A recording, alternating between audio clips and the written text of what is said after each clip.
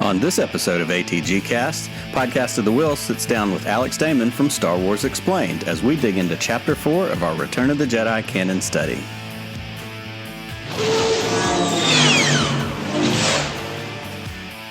Grace, peace, and welcome to Podcast of the Wills, a podcast that treats Star Wars like a sacred text.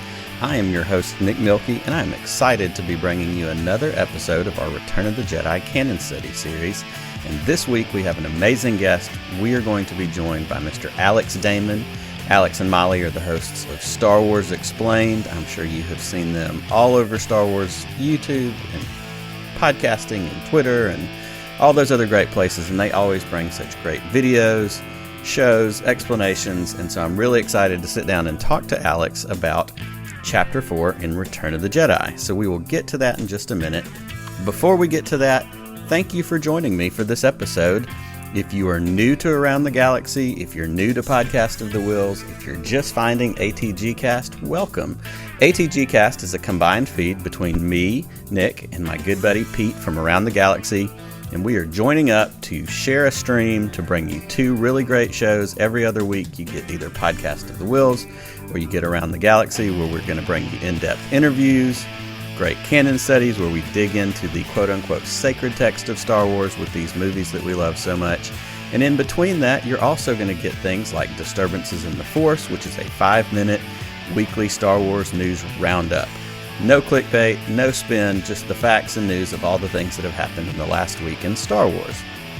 Also, on Friday nights, anytime there's a live offering on Disney Plus of Star Wars, whether it's The Bad Batch, Clone Wars, Andor, Kenobi, Ahsoka, all the things that we know are coming right now is Book of Boba Fett. Every Friday night, Pete and I, and sometimes a guest, are going to sit down and have a sports talk radio type conversation about the previous week's episode.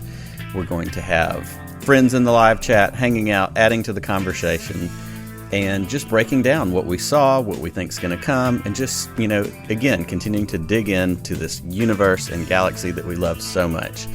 So if you're new to all of this and you want more, we would love to encourage you to join our Patreon program. You can go to patreon.com/ATGcast, and for as little as $3 a month, that's going to get you the opportunity to join our live audience anytime we record live. You can get the opportunity for swag mailed out periodically, meet and greets, connections with us, connections with our shows, and it's just another way for you to support this work that we are doing that we love so much. So again, thank you for joining. Thank you for being a part of this show. And after these messages, I will be joined with Alex Damon from Star Wars Explained.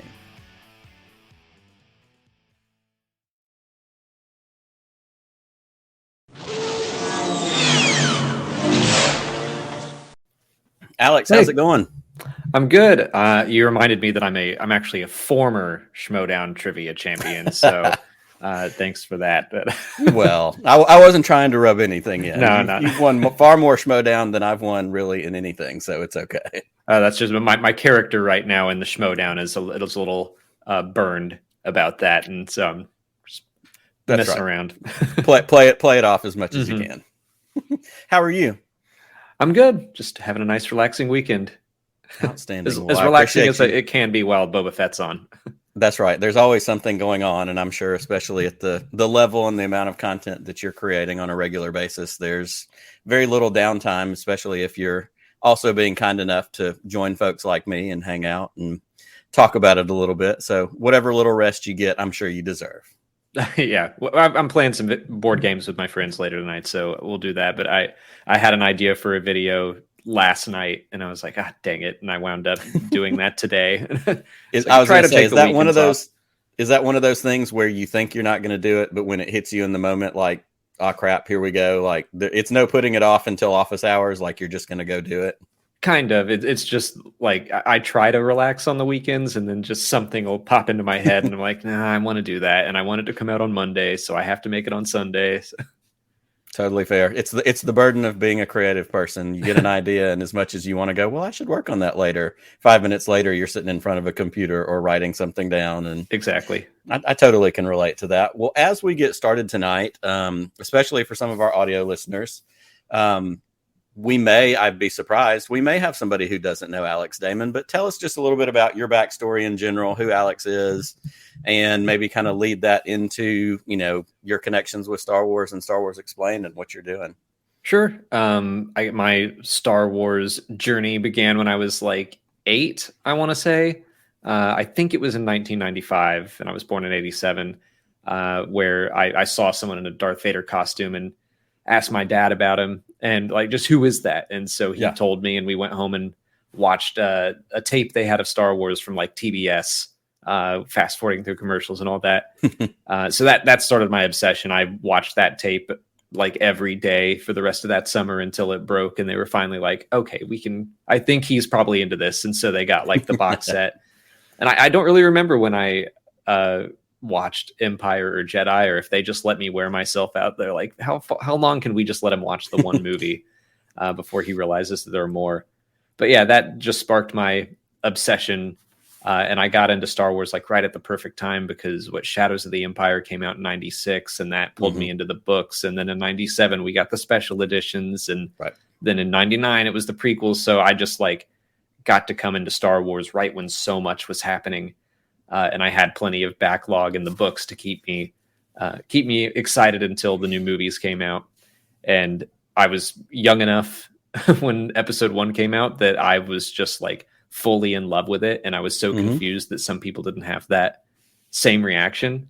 I was like, absolutely. Why do people not like this? It's great. It's more Star Wars.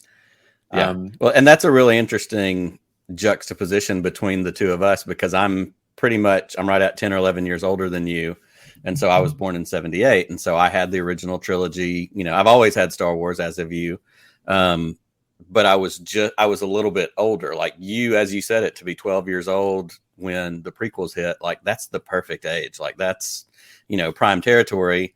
I was halfway through college. And so for what I had in my back pocket with the original trilogy, like you said, with the books, I received the prequels differently. And I was for a little while, ashamedly, in some of that camp of, I wasn't like setting my head on fire, but I also was saying, I always just used to say, that's not my Star Wars. I don't recognize that. I just stick to the whatever.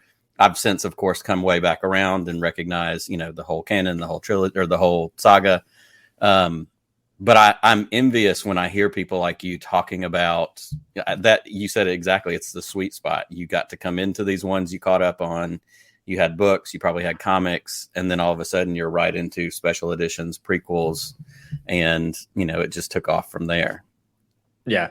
I feel like I lucked out generationally. No, that's really neat. And so then, you grew up with the prequels, and then you headed off to college, and you did, the things that you did that kind of, started your career, and you end up at a point where, you're doing Star Wars Explained, and you're doing all the things that you're doing now pretty much all the time.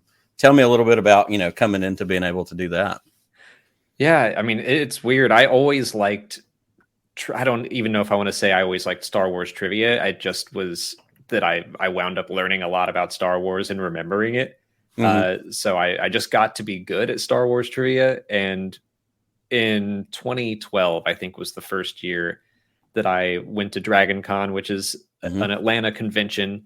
And they have, it's for all like things nerdy. So you had sci-fi and fantasy, Star Trek, Star Wars, Doctor Who, basically anything that has a fandom is represented at Dragon Con. And they do this trivia contest every year that is crazy hard. And I was like, on a whim, kind of like, I'll try it. And on my first year, I got into the top 10, which meant I got to like go up on the stage and answer questions. And I think I made it into the top 5, but like every year I would participate and I would do okay. And I was like, I'm going to study. Like, I'm going to finally actually study this stuff and see if I can win. And while I was doing that, I was also working at a marketing agency. So I was already doing video marketing and learning about YouTube and stuff. And I was like, I think there'd be a market for short YouTube videos, because a lot of the stuff I was seeing was really long. And I was like, I don't have time to watch 50 minutes about so-and-so's life. So I was like, I'm going to make really short content just as a way for me to study, and maybe people will enjoy watching that as well. And people did. So that's how it started. And then it still took me 7 years to win the trivia contest. I won it in 2019, finally. That's awesome. Well, and that trivia contest, and if anybody who's listening has never taken the opportunity to take the Dragon Con trivia, like every year after it's out, you can find it online somewhere. And if you feel really secure in your fanhood and you want to stay there, don't take it. But if you're curious, it's a fun. I've taken it 2 or 3 times when they've released it over the years, or when it gets put out on, the internet and you can find it somewhere. Is it 50 questions? Is that right? The original, like the first, it's 50 questions. The best I've ever done is 24. And that's not I'm bad. Just like, I just look at it and to know, and I know a bunch of crap, and like I can win pub Star Wars trivia, which is a very different animal. It's not Schmoedown. It's not, as intense as the Dragon Con one is. But like the first time I ever took one, I'm pretty sure I got like 18 or 19 one of the years. And I was just like, I really questioned everything about my Star Wars fandom for a minute. But it is really impressive. And, for you, like you said, to go through 7 years of a journey to get to the point where you win it. We've seen, I know Marie Wilson won it this last year. In fact, did she win it back to back? Two in a row. 2 years in a row. And she's another fellow Alabamian. She's in Birmingham. But it's neat to see that. And of course, with this community that we have, it's neat for me to kind of look at people and go like, oh, I kind of know who that person is. And they, it adds credibility to all the other things you're doing, I think, in my opinion. And so you did that. You started, doing the YouTube videos, and, I think probably just over putting in effort and being consistent over time, Star Wars Explained has really blown up and has become a big thing. Yeah, I think the consistency is probably the key. That's usually what I tell people who want to get started into podcasting or YouTubing or whatever, but specifically YouTube. It's like they want you to be consistent. And that's kind of, I had that plan going into it. My original idea was like, I made 150 videos like before I started anything. They were all these short little things. And I was going to just like schedule them all and just like let it go and see what happened. And so I had like a backlog before I even put out my first video, but then people started to watch them really quickly. And I was like, oh man, I can't, like, I just wasn't happy with all of those kind of cookie cutter videos I did. And I threw most of them out and started from scratch. Sure. But yeah, that's, I always tell people consistency is absolutely. Well, and it's also neat. And, we've gotten to watch this, those of us that have followed your channel and followed what you've done for a while now. Something else that I think is really special about it is that you get to do it with your wife, and that you and Mollie do, videos together, and, she does things on her own, you do stuff on your own, but it kind of brings together this opportunity to have a shared passion with a spouse and to, bring that element into it too. Has that been something that, in those moments where you get a late night inspiration and have to get up and do it, does she go, what are you doing? Or is she like, oh yeah, that's a good one, go knock it out? A little bit of both. Sometimes I'm definitely a bit of a workaholic and need to dial it back, but she understands. And the more fun part of it is just seeing how someone else enjoys their fandom, where like, absolutely. I love trivia, but I certainly don't think that that's, like you say, that you shouldn't question your fandom if you take the Dragon contest and don't do well. It's like, I don't know, knowing what kind of blaster rifles stormtroopers use doesn't mean anything. Really, it's not important to Star Wars. That's right. But like Mollie is really into cosplay, which I am not so much, but it's really fun to see her side of the fandom and what she appreciates out of Star Wars and how it's different from mine, which I think makes me a better and more understanding fan as a whole. Absolutely. Well, and I think that hits on something that I have thought about as well, where there's something special in any fandom, but of course for me in Star Wars, because that's my primary thing. I love pop culture of all kinds. I grew up with Indiana Jones. I love, the Marvel stuff. I've got 4 daughters that I talk about all the time, and they are, as a general rule, they're not super girly girls, princess girls. Like, they're all obsessed with Marvel right now. One of them's a Thor person. One of them's a Loki girl. Like, so we have all these different dynamics, but there's something really special in being able to experience a fandom through someone else, especially someone like a significant other. Like, I think what you said is a perfect example. You're a trivia guy. She's a cosplay person. But what we've also seen, if you pay attention to, Schmoedown and that stuff, like, she's gravitated towards becoming a little bit of a trivia girl. And we've certainly seen you in X-Wing pilot costumes and, doing some of that kind of stuff along the way. And so I think even especially because one of the things we deal with in Star Wars is, moments where we go, I don't like that. Sometimes all we need is to see somebody else enjoy that thing and go, oh, that's what's fun about it. Taking my kids to see Rogue One, which of course I loved Rogue One from the beginning, but like to watch my kids watch Rogue One and see that wonder of a child, like that makes all the difference. The different ways into a fandom, into a Star Wars or anything else. I think y'all represent that really well, I guess is ultimately what I'm trying to say. Thank you. I mean, that kind of stems from a philosophy that we had going into making the channel. When I was getting into YouTube, not only were there a lot of long videos, there were also a bunch of videos bashing the prequels. And I was just like, I'm never, ever going to make a video that makes someone like, if someone watches one of my videos and then they feel bad for enjoying that thing I was talking about, I'm like, I never want that to happen. Sure. So that was kind of the rule I set for myself from the start, regardless of, because there certainly are Star Wars stories that they're not for me, Absolutely. But I just want to be critical without trashing anything or specifically trashing people who do enjoy it. Absolutely. And that's something that, certainly the internet has done a lot of wonderful things for us, but I think one of the things that it has not done us a favor in is certainly over the last several years, we've lost the ability to be constructively critical about something without somebody assuming that means you hate it or, because we could all pick something in Star Wars that we watched and went, that wasn't my favorite. I wish they had done this. I wish they had done that.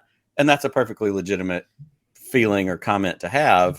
But instead it's either you're mad or you're happy. Like we've drawn these very specific, X's and Y's that you're either this or you're that. There's no in between. And I love when I see people on any kind of social media, any kind of YouTube channel, any kind of, podcast, whatever, that can have that discussion and go, you know what, this wasn't my favorite part, but it's not for me. It's clearly for you, or it's clearly for somebody else.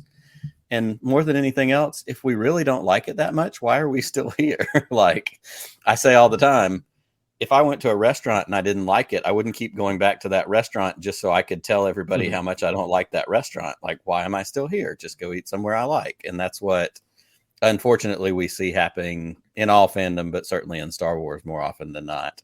But you guys have always been a great, we talk about spark of positivity around here and throw that hashtag out whenever we can. Y'all are certainly a part of that group that, Star Wars is fun. Let's have fun. And if we don't like it, let's just keep going. There's other Star Wars coming, especially where we are now.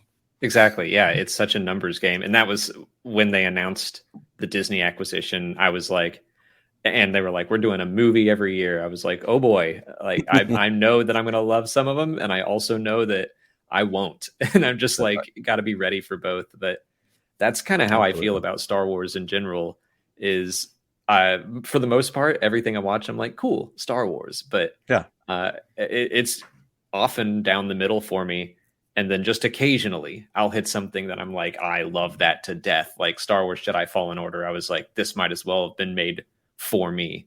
That's one of my favorite things they've done in the past 5 years. So it's worth it to me to go through all the stuff where I'm just like, yeah, cool. I like that. Not so much that, but then you find that one thing that you weren't expecting to love and you really, really love it. The thing you reach a point where you feel like your friends and family can be like, okay, you can stop talking about that now. We get it. We know how much you love it. That's me in Rebels. And as somebody who's of the age that I am, like I didn't catch Rebels I didn't catch Clone Wars when it was on. Yeah, me neither. I was older. I was out of college. I was working. I had a family. And, Clone Wars still is not my most favorite. But again, like so many things, I come to appreciate it in light of other things.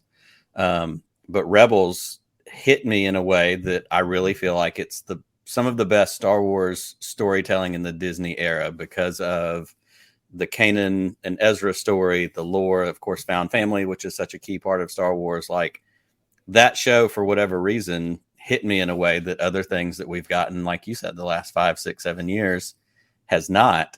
And I talk about it every chance I get to the point where sometimes I'm going, have I become that guy? Do I need to dial it back a little bit? But everybody has that thing, like you said, whether it's Fallen Order or Rebels or, whatever it is. it's neat that we can all have that and all share that together at different levels. I love Rebels because I consider it as basically helping me become a better fan. I remember when it was first being advertised, and I was like, oh man, this is what Star Wars Disney's going to be. Like, it's a cartoon, and I hadn't seen the Clone Wars, and I was just, I don't know, I didn't like the art style, but I was like, I'm doing this channel, I should probably watch it. So I watched it, and I think 3 or 4 episodes in, I was like, this is great. Like, this, it sucked me in.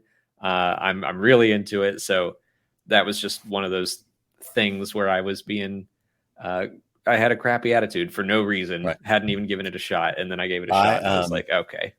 in full disclosure, that's me with Resistance. Like, I've seen a few episodes here and there, but I haven't sat down and just watched the whole thing. And it's on my to-do list to pick that up because I know there's good stuff in there. I just need to have that same moment where I go, it's another fun Star Wars story. What am I complaining about? It's more Star Wars. Yeah, it's not as good as Rebels, but it does have some cool things here or there. Like, again, I think it's worth it to give it a watch for the Absolutely moments of greatness. And it's so short. That's right. Well, and we've seasons. said many times, you know, we're currently experiencing an embarrassment of riches in Star Wars content with certainly the things that we've gotten in the last few years and what we know is coming even just this year. And we're going to get to, we may hit on that in a minute, but what I want to do, because we're going to transition in a minute into our canon study.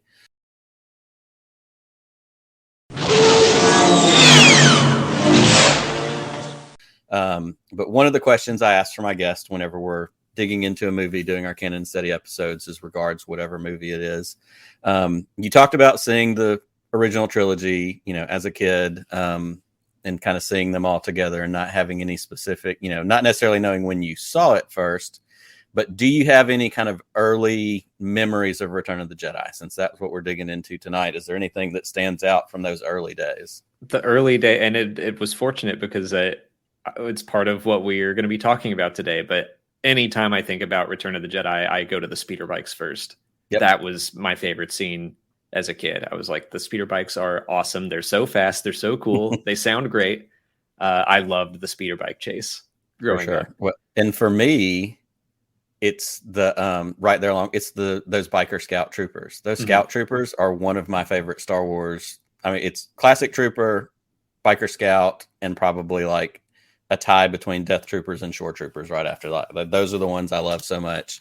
But the fact that I need Black Series to do a Scout Trooper helmet is something that I'm desperately overdue for.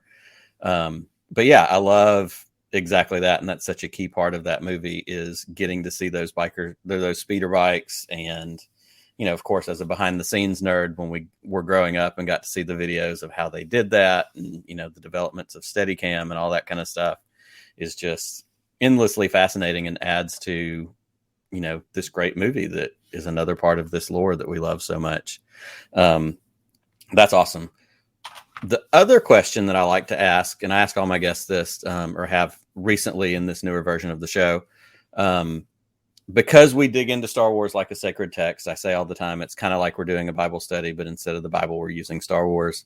So it begs the question, at what point in your life, and it could be a first time you saw something, it could be an experience you had at a celebration, whatever it is, what is Alex's Star Wars spiritual experience? What is the thing where Star Wars hits you in a big way, in a different way, in something different than just like, oh yeah, I really like these movies? Like, what was that one, you know, special spiritual moment maybe that you've had, if you can put your finger on one?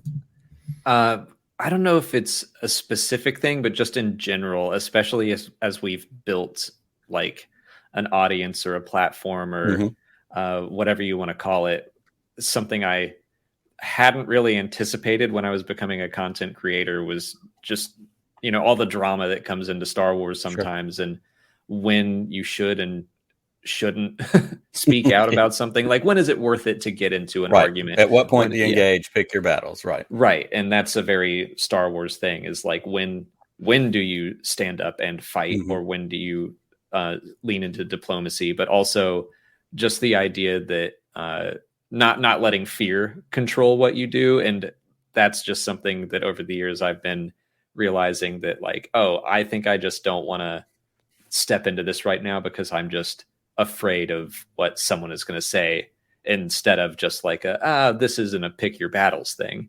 Sure. It's like this is something that could have consequences towards us, but it's like, it's worth saying. So I think It's more just about not letting fear control your actions. And that's something that Star Wars definitely preaches.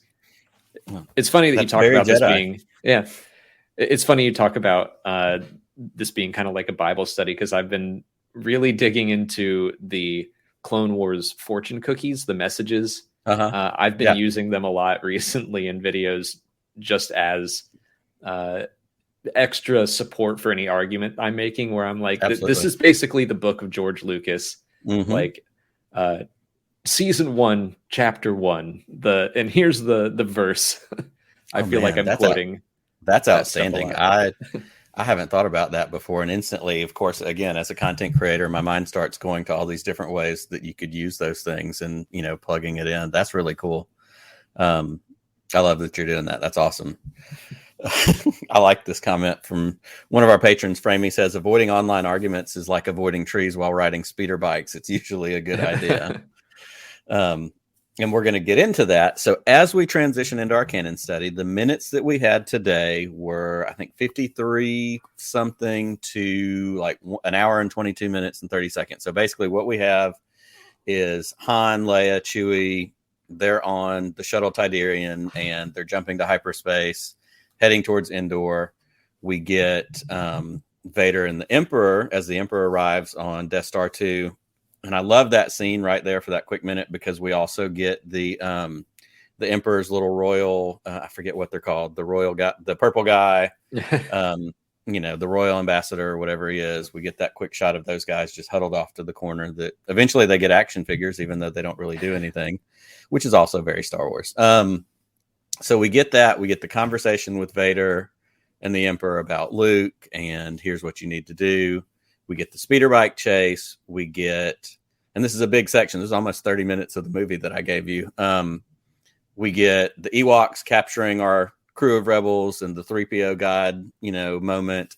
And then we wrap up this the dignitaries. That was what I was looking for. But then we wrap up these minutes with Luke and Han and Leia having that conversation outside the Ewok village, where Luke's telling Leia, "You're my sister." He goes away. Han shows up.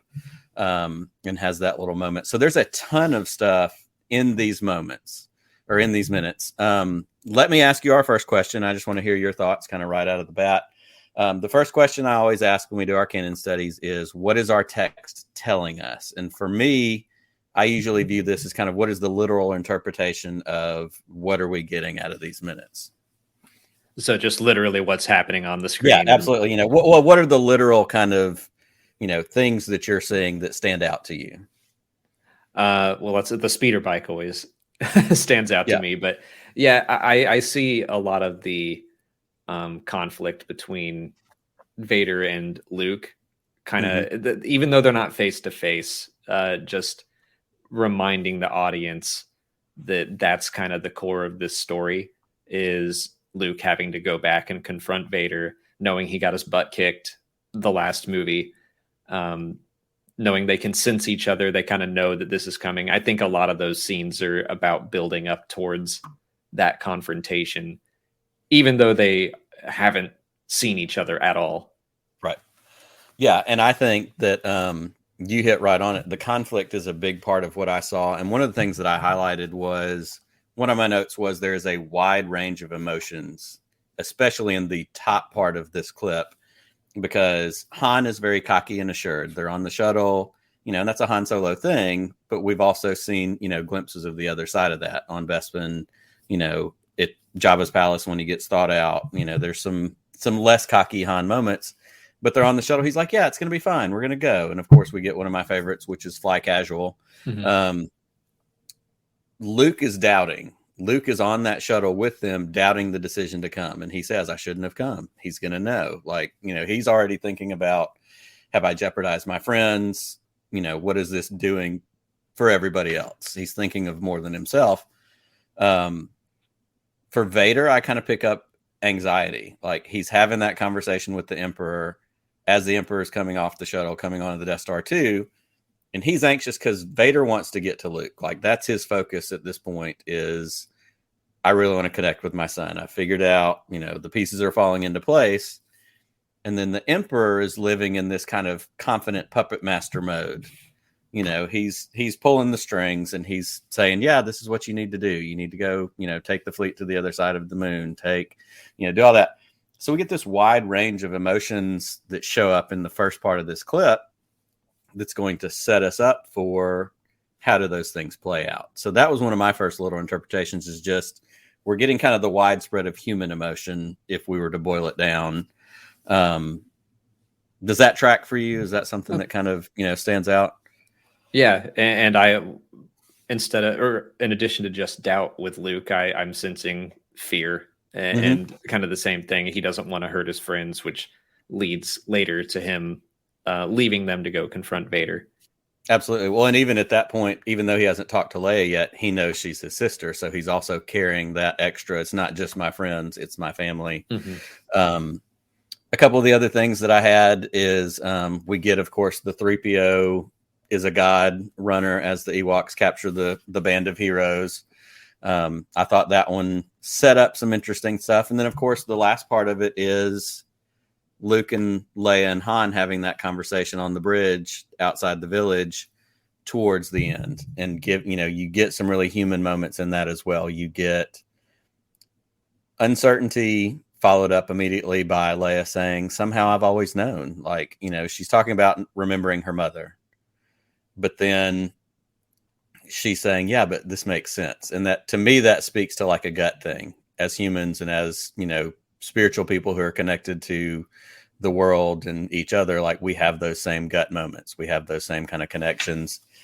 And then on the flip side of that coin, Han shows up and he's jealous. Like that, that jealousy speaks right off the bat, but it's capped in such a sweet way with when he, hesitates, he turns around and she says, hold me. And he holds her and he doesn't know what's going on, but he's there for her. As we get into our second question, the second question is, what is the text asking of me? And I think this is the one where we kind of start to dig into, the more inspirational things that we pull out of the text. The first read is literal. The second read is, what is it telling me inspirationally? What am I pulling out of this? So what are your inspirations that maybe you get from these minutes? The main thing that I pulled out of all of these, most of these scenes, is to be compassionate, where we get the line from the Emperor who says that Luke's compassion for Vader will be his undoing, where he views compassion as a weakness, but we're seeing through all the other actions of the other characters that it's a strength.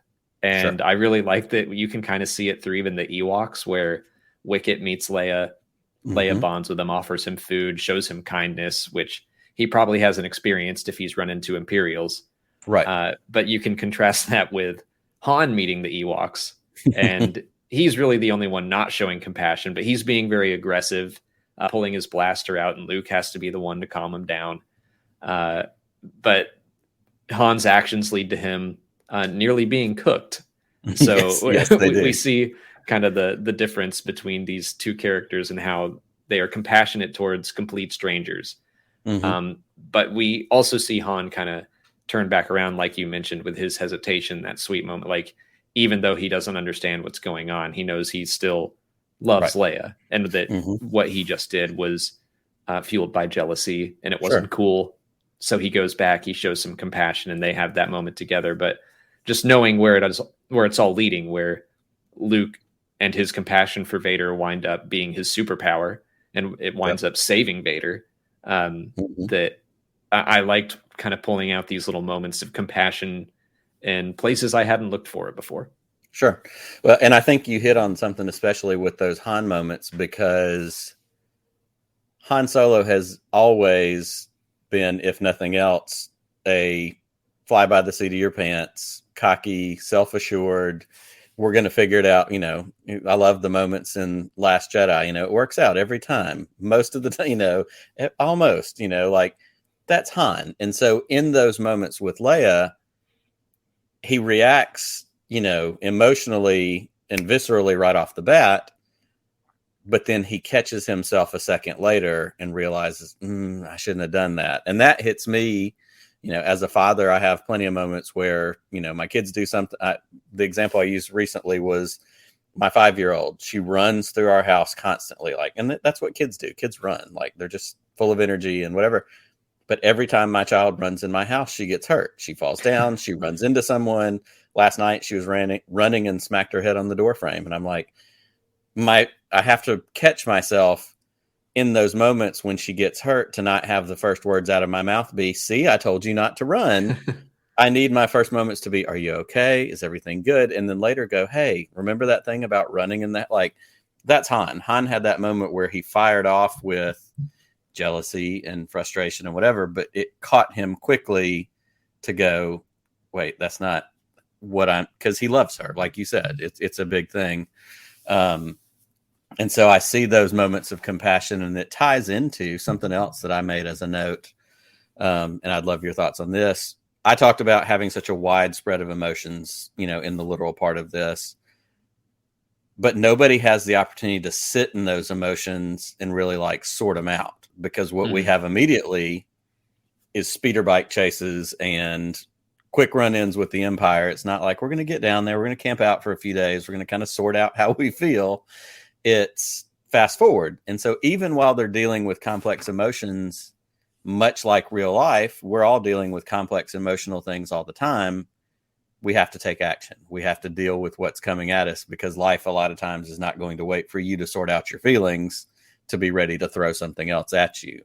And so to me, that felt very real world. Yeah, we're all dealing with difficulties and hard times and personal family issues or whatever it might be, but everything has to keep moving. And that's no exception for our heroes here. They're thrown right into the thick of being captured and being chased and all of that. And I thought that was a one-to-one kind of real world thing that I hadn't noticed as much before. Yeah. That's a good point. I mean, that's Star Wars is always very go, go, go. Yes. Doesn't give anyone time to process their emotions, which is it makes me think about The Rise of Skywalker. I remember when they took that scene to slow down between Zori and Poe, and I was like, this is great. I really, really liked that scene. That it makes those moments even more special. Right. Absolutely. The other one that stood out to me kind of in this inspirational moment, and I'd love to hear some of your thoughts on it, because of course, one of the hallmarks of these movies are the Ewoks, and especially for people who grew up with these movies, it's a very George Lucas-y kind of thing to have something cute and cuddly and fuzzy to draw kids in, to have toys off of, all that kind of stuff. Allies. For me, inspirationally, we need allies in our life. And more often than not, at least in my real world experiences, most of the time, the allies that are going to help me the most don't come from the places I expect them to. And I think that speaks to, in this moment, they get trapped, they get wrapped up. We, of course, always make our jokes about the Ewoks being cannibals because of, the helmets and the different things. But pretty quickly, even beyond, I think, the 3PO is a god thing, there becomes this found partnership. And, again, to use the favorite Star Wars cliche, this found family. And to me, it was signified in the one little Ewok hugging Han's leg as they're, we've been accepted into the tribe, and he gets the leg hug, but at the same time, he's like, ugh, why is this thing on me? I love that found partnership and allyship sometimes comes from places it's not expected. And that was something else that stood out to me. Well, I mean, we're still dealing with that in Star Wars now with Book of Boba Fett. You can't make it far without a tribe. And I think the Book of Boba Fett is a story of a selfish man, a loner, building a tribe, really becoming a leader of a new tribe. But Star Wars from the start has been about selfishness versus selflessness, and communities working together for the greater good instead of just for yourself. So I think that the Ewoks, that's a good illustration that it's not just, humankind working together, but it's the whole galaxy banding together, working together so that the entire galaxy will thrive and not just humans. And maybe George wanted to make that even more like drive that point home even further, where it's like, no, it's not just humans. And Return of the Jedi is also, I think, the first movie where we see non-humans in the Rebel Alliance. So right. I think that's probably something that he wanted to do in the past. Mm-hmm. I mean, what Wookiees were supposed to be flying X-Wings in the Battle of Yavin in his first couple rough drafts. Right. So I think it's something he always wanted to show and just couldn't until Jedi. Absolutely. Well, and it's so neat because, you know, I initially compared it to, you know, we get the Ewoks, they capture the rebels, they capture our heroes. And the first thing that kind of saves them is they think 3PO is a god, which is its own funny, you know, just played for comedic moments, played for some of that kind of stuff. One of my favorite things about that is as 3PO kind of starts to soak that up a little bit, the irritation that Han has because of this. Like, really, this is the thing that's going to get us out of this? Like, you can just almost feel him being annoyed by it. But there's also an aspect to the Ewoks, and you said it before, you know, treated differently than as they were treated by the Empire, as the Imperials have encountered Ewoks having a base on Endor, that kind of thing.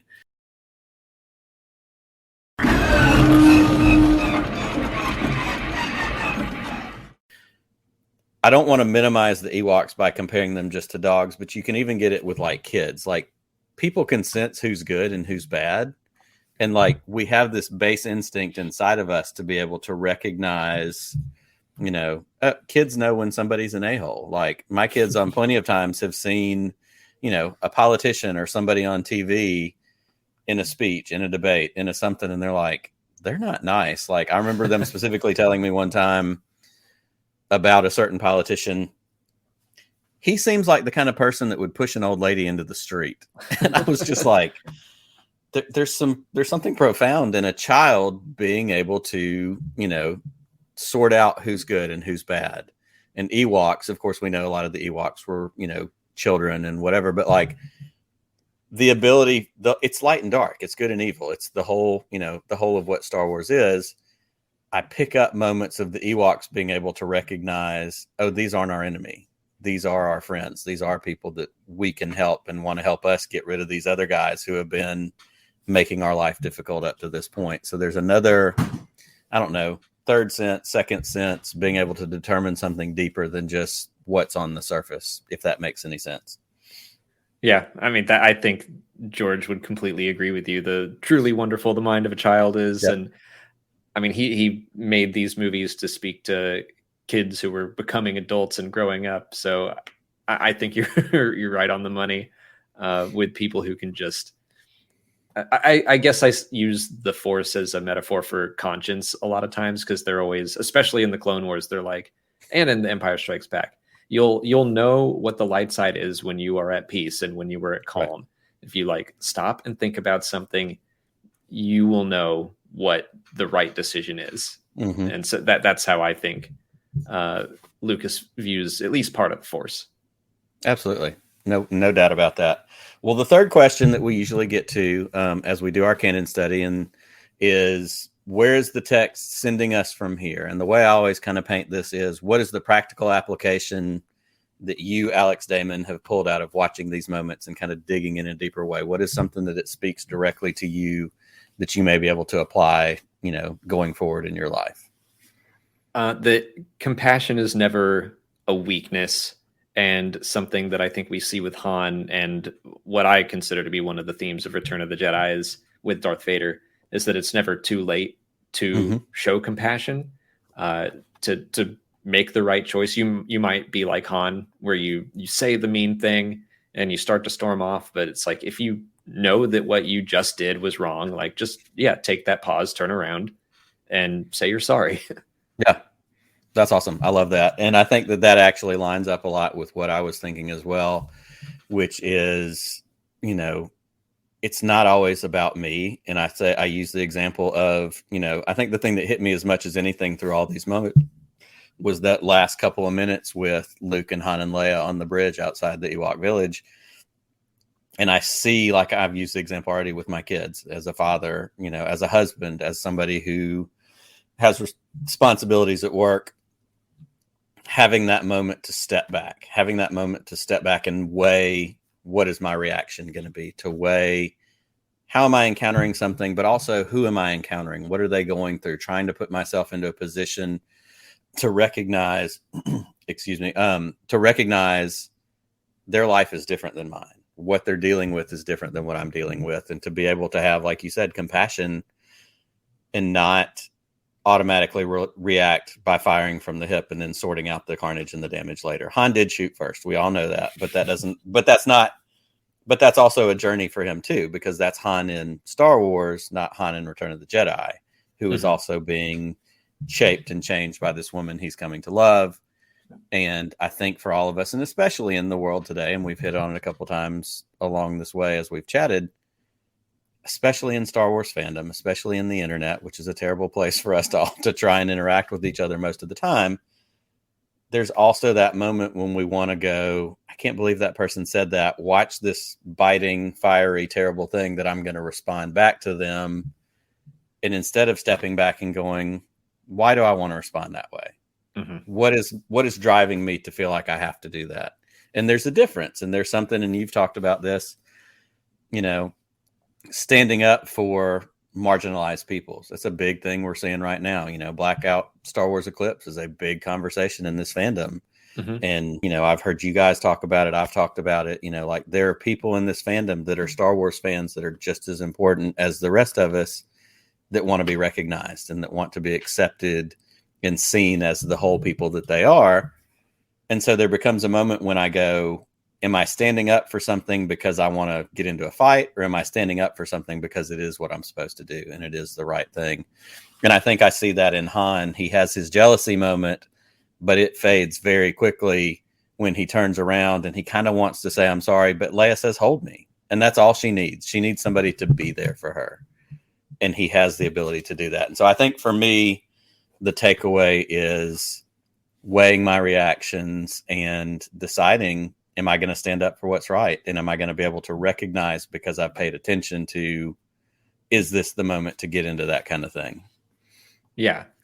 I mean, the Blackout Star Wars Eclipse thing is exactly kind of one of the things that I was thinking about earlier when I said, like, am I wanting to speak out to attack, or is it to defend? And at this point, it's because you're defending a group of fans who, many of them we are friends with. Absolutely. They feel this way, and they're just really confused more than anything of like, why did Lucasfilm choose like this company when there are other options out there? And that, to me, that's something definitely worth putting out as a defense of someone else, instead of so many people want to go on the internet and attack, and that's light side and dark side as well, that you use the Force, you use your power for knowledge and defense, and never attack. Yes. Well, and I think too, and this is one that always stands out for me, and I've said this many times, I live in Montgomery, Alabama, and we have done nothing if not had our share of, hot cultural moments over the course of history with the civil rights movement and all of that kind of stuff. And with this past Monday being the celebration of Dr. King's birthday, one of the things that always stands out to me is, and I'm going to get the quote wrong, so I'm not going to try, but it's the silence of our friends, the silence of our I want to be able to stand up for my friends and my family that I love, whether it's racism, who you love, something like Blackout Star Wars Eclipse. Like you said, so many people that I'm good friends with in this fandom are members of the LGBTQ plus community, and they're no less important than I am, and they're no less important than any other Star Wars fan. And so to be able to stand up and be a voice for them because they deserve it just as much as that's a choice that I feel like is a no-brainer. And I feel like that's a choice that is inspired by the things I see in Star Wars and inspired by the moments I see here in Return of the Jedi, because Han was embarrassed, maybe he was jealous, maybe, but he also knew she needs me and I need to be there for her. And the rest of it was going to be sorted out along the way. And it is. So that was powerful. So I really love that. Let me ask you this as we get ready to wrap up. If you could pull out, and I think I know what you're going to say, but we'll see what happens. I'm usually wrong about this.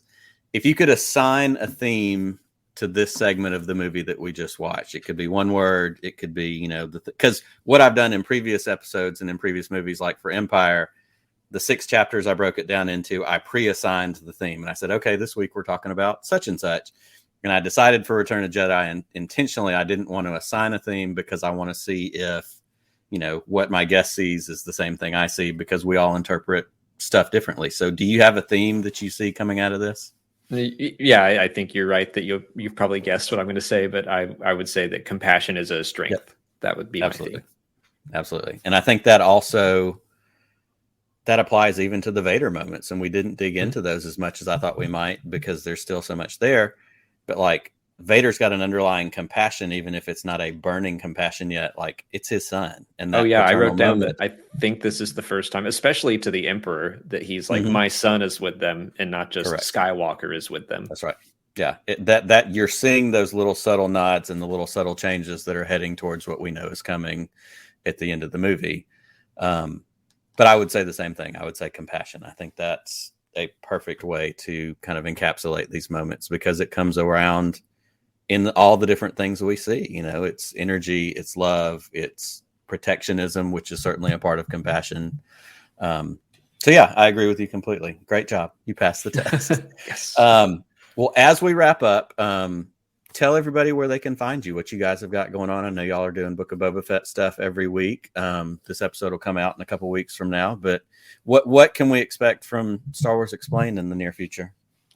So right now we're doing Book of Boba Fett coverage mostly. That it seems like it's dominating everything, but we'll be continuing that with everything else coming out this year, with the Bad Batch and Andor and Kenobi and Mando season 3. We will do reviews and Easter egg videos and live streams about all of the new episodes. When nothing new is coming out on the TV, we've still got plenty of books and comics that we try to cover everything almost on equal ground if we can. Like, it's been crazy trying to keep up with the High Republic and the Book of Boba Fett at the same time, but I love covering the books and the comics as well. So we're just trying to keep up with everything as it comes out and give it all the coverage it deserves. That's awesome. Well, I truly can't thank you enough for hanging out today. I've really enjoyed this conversation. Well, that's going to wrap it up for this episode of Podcast of the Wills. Be sure to tune in next time as we continue our Return of the Jedi canon study. And in the meantime, if you want to find us on social media, we are in all of the usual social media places at WillsPod. I also want to encourage you to check out patreon.com/ATGcast, where you can join the ATGcast Patreon feed, and that's going to get you the opportunity to join us live for recordings of both Podcast of the Wills and Around the Galaxy. That's also going to get you some other perks like meetups with me and Pete on virtual, on Zoom, however we figure out how to do that, some swag, some stickers, some surprises throughout the year. Lots of fun stuff to be a part of our Patreon. We always appreciate our patrons and those who support us. And also keep your eyes peeled for more streaming Star Wars. Friday nights, usually 8 p.m. Central, 9 p.m. Eastern, Pete and I get together to talk about the newest things that are happening in the streaming Star Wars universe. So check all of that out. And as always, thank you so much for being a part of Podcast of the Wills, and may the Force be with you always.